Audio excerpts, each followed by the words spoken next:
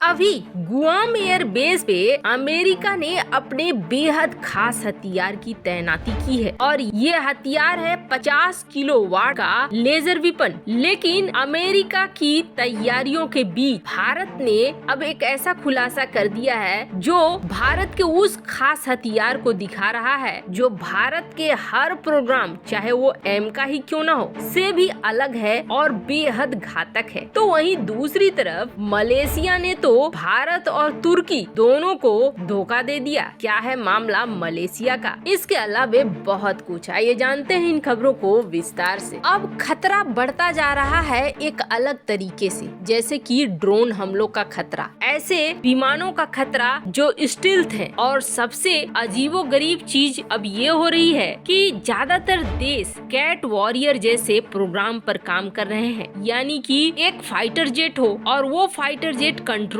करे बहुत सारे ड्रोन का और ड्रोन से हमला हो, जिससे न तो इंसान के जान जाने का डर है और न ही बहुत ज्यादा पैसे खर्च करने पड़े, बल्कि दुश्मन में तबाही बहुत ज्यादा लाए। ऐसे में अब अमेरिका को चिंता है अपने गुआम एयरबेस की। अब लगातार हम लोग देख रहे हैं भारत में भी ड्रोन का इस्तेमाल किया जा रहा है किसी तरह के हमले का अंजाम देने के लिए, जैसे कि कई बार एलएसी पर ड्रोन को मारकर गिराया जा रहा है, जो ये दिखला रहा है कि ड्रोन का इस्तेमाल ज्यादा बढ़ गया है। तो वहीं हाल फिलहाल में जो पंजाब में और कई अन्य जगहों पर विस्फोटक मिले, उन विस्फोटक के मामले में भी यही कहा जा रहा है कि इन्हें भारत के अंदर पहुंचाने के लिए ड्रोन का इस्तेमाल किया गया। अब जो गुआम एयरबेस है अमेरिका का, वो एयरबेस इस वक्त बहुत ज्यादा सेंसिटिव हो गया है, संवेदनशील हो गया है, इसलिए क्योंकि ये टारगेट में है चीन के, और अमेरिका चाहता है कि इस तरीके का हथियार गुआम एयरबेस में तैनात हो जो गुआम एयरबेस को कभी भी तबाह न होने दे। अब पहले ही एक वीडियो रिलीज करके चीन ये दिखला चुका है कि चीन के निशाने पे है गुआम एयरबेस। अब ऐसे में अमेरिका लगातार परीक्षण कर रहा है। अमेरिका ने अभी 2 परीक्षण किए हैं। एक परीक्षण अमेरिका ने किया है एक स्टॉर्म ब्रेकर स्मार्ट बम का। ये क्या करेगा? ये पूरी फ्लीट में। अब इस बम की खासियत क्या है तो आप जान ले। सबसे पहले तो अमेरिका ने इसका परीक्षण करने के लिए अपने F-15E स्क्वाड्रन का इस्तेमाल किया और पूरे स्क्वाड्रन में इसने ये बम लगवा दिया और लगवाकर परीक्षण किया कि कैसे एक ही बार में पूरे युद्ध क्षेत्र को धुआं में बदल देगा। आपको बता दें ये सफल भी रहा और जाहिर सी बात है अमेरिका का टारगेट है चीन, और इसका परीक्षण करने के लिए अमेरिका ने इस्तेमाल किया माउंटेन एरिया को। और ये आपको बता दें माउंटेन एरिया वाले ज्यादातर क्षेत्र चीन के हैं। यहाँ एक तरफ इस बम का परीक्षण करके न सिर्फ अमेरिका अपनी तैयारी को बढ़ा रहा है, बल्कि कहा जा रहा है कि बड़ी संख्या में इन बमों को गुआम एयरबेस में भेजा जा रहा है। और साथ ही साथ गुआम एयरबेस में अमेरिका ने 50 किलोवाट का लेजर विपन तैनात करना शुरू कर दिया है। ये लेजर विपन क्या करेंगे तो इधर आने वाले ड्रोनों को मार गिराएंगे या फाइटर जेट वगैरह को भी निशाने में लेंगे। लगातार अमेरिका अपनी टेक्नोलॉजी में बदलाव कर रहा है और इन्हांसमेंट कर रहा है। तो वहीं भारत भी पीछे नहीं है। भारत भी अब एक बड़े प्रोग्राम पर काम कर रहा है। जैसा कि हमने पिछली बार आपको बतलाया था,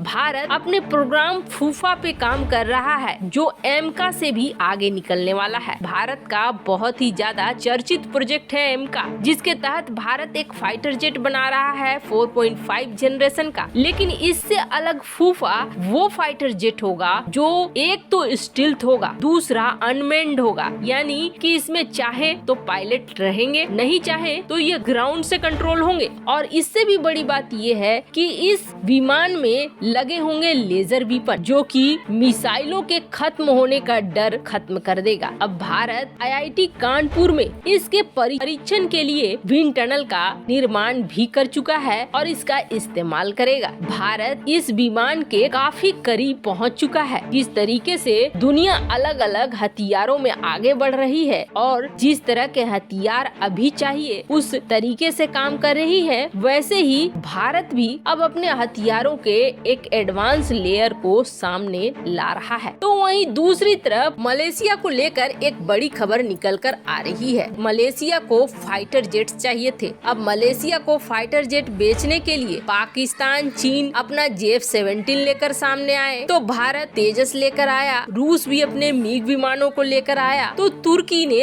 हरजेट विमान को सामने कर दिया। अभी यहाँ पर सारा खेल चल ही रहा था। मलेशिया ने रूसी विमानों को ना कह दिया क्योंकि अमेरिका का डर था। रूस यहाँ से निकल गया। F-17 को मलेशिया ने पसंद नहीं किया क्योंकि इसका फीडबैक बहुत ही बुरा आ रहा था। पाकिस्तान चीन को बड़ा धक्का लगा, लेकिन फिर तुर्की आ गया सामने और तुर्की ने हरजेट विमान को लाना सामने शुरू कर दिया। नई नई पॉलिसी लानी शुरू कर दी, मनाने के लिए मलेशिया को हर तरीके का तिकड़म अपनाना शुरू कर दिया। लेकिन अब ऐसा लगता है जैसे मलेशिया ने तुर्की को भी और भारत को भी झांसे में रखा है और मलेशिया लेने वाला है कुछ अलग ही। दरअसल कुवैत F-18 विमानों की बहुत बड़ी फ्लीट मेंटेन करता है। अब कुवैत को अपने 33 F-18 हॉर्नेट जो मल्टी रोल फाइटर जेट हैं, इनको करना है रिटायर। वैसे ये जो F-18 हॉर्नेट है ये कंडीशन में बिल्कुल सही है और इनके उड़ान के घंटे भी कम है। ये बात कोई और नहीं बल्कि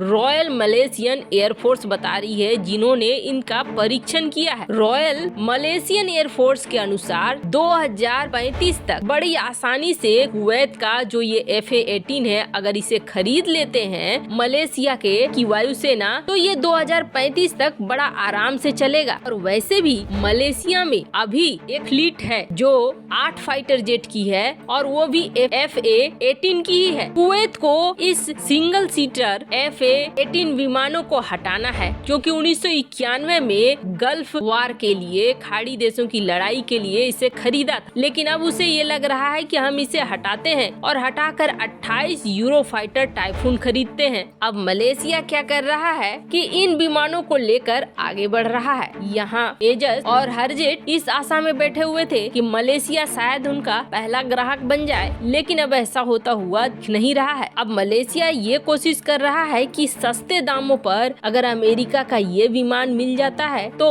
मलेशिया ज्यादा फायदे में रहेगा। हालांकि अभी तक ये डील पक्की नहीं हुई है, लेकिन इतना जरूर है मलेशिया को भी चीन से फाइट करनी है और ऐसे में वो किसी न किसी फाइटर जेट को तो जरूर खरीदेगा। आपको क्या लगता है हाल के सालों में DRDO और HAL ने बड़ी कामयाबी दिखाई है? क्या आप मानते हैं ये राजनीतिक इच्छा शक्ति ही है? कमेंट कर अपनी राय जरूर बताएं। जल्द मिलते हैं अगले वीडियो में नई खबर के साथ।